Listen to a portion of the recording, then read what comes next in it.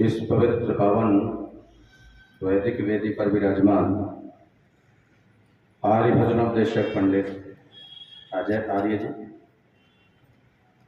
आर्य भजनोपदेशक पंडित राम सेवक आर्य जी,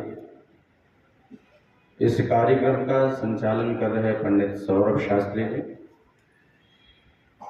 आर्य समाज विंदकी के सम्मानित प्रधान जी, मंत्री जी, कोषाध्यक्ष जी, समस्त पदाधिकारी सदस्यगण, अन्य समाजों से समागत पदाधिकारी सदस्यगण, पंच भौतिक शरीर को अवतरित पवित्र आत्मा और श्रद्धा की भाजन बंदियां मातृशक्ति।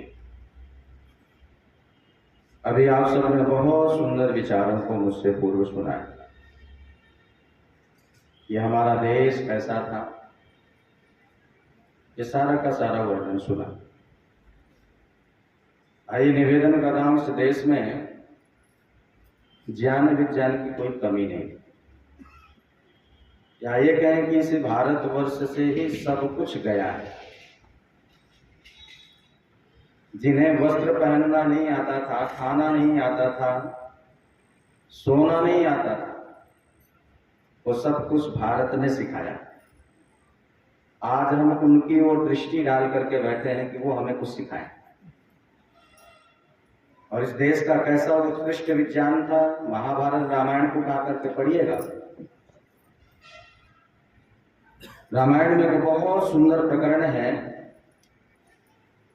कि जिस समय रावण ने राम और लक्ष्मण को नागपाश में बांधा।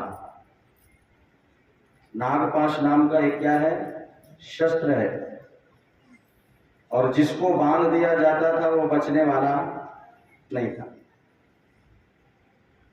और जब नागपाश में राम और लक्ष्मण को बांध दिया, राम लक्ष्मण पड़े,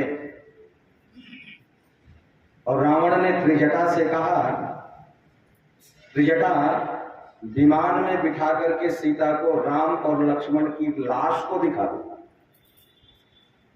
और जब ये भगवती सीता अपने पति की लाश को देखेगी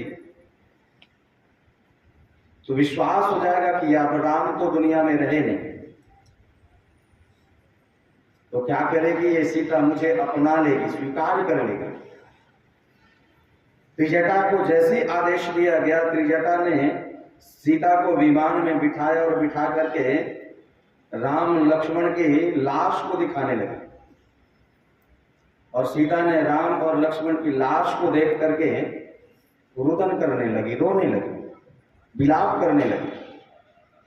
और सीता का विलाप करना त्रिजटा को अच्छा नहीं लगा। कहीं न कहीं अंदर से भावनाएं त्रिजटा की सीता के साथ जुड़ी।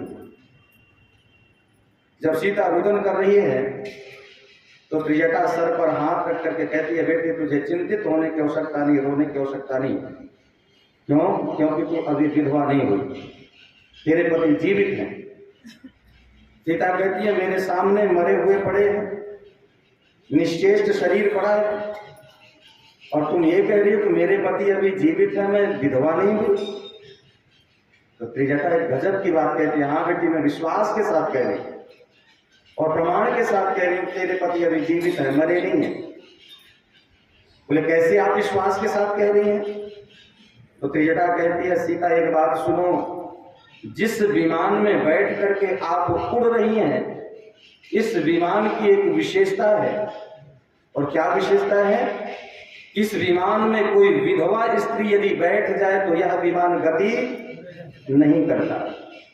यदि ये विमान चल रहा है तो तुम्हारे पति अभी जीवित है, वो मरे नहीं है।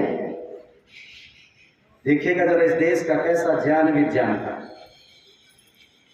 और लोग कहते हैं भारतवर्ष के लोग कुछ जानते नहीं थे, अनपढ़ थे, गंवार थे। इसलिए मैं निवेदन कर रहा था, ऋषि दयानंद लिखते हैं, इस देश में सबसे प्रथम याद देखिए रखिएगा जरा, सृष्टि की उत्पत्ति हुई और वेद ज्ञान भी कहाँ अवतरित हुआ? इसी देश में अवतरित हुआ। और वेद क्या है? जो ऋषि से पूर्व वेद को गड़रियों के गीत लोग कहा करते थे, तो ऋषि दयानंद कहते हैं, दुनिया के लोगों ये वेद गड़रियों के गीत नहीं है, ये वेद तो ज्ञान विज्ञान के ग्रंथ हैं, इनमें ज्ञान विज्ञान भरा है। और इसलिए ऋषि क्या लिखते हैं? वेद सब सत्य विद्याओं का पुस्तक है। इस वेद के अंदर सारी की सारी सत्य विद्याएं हैं, ज्ञान विज्ञान।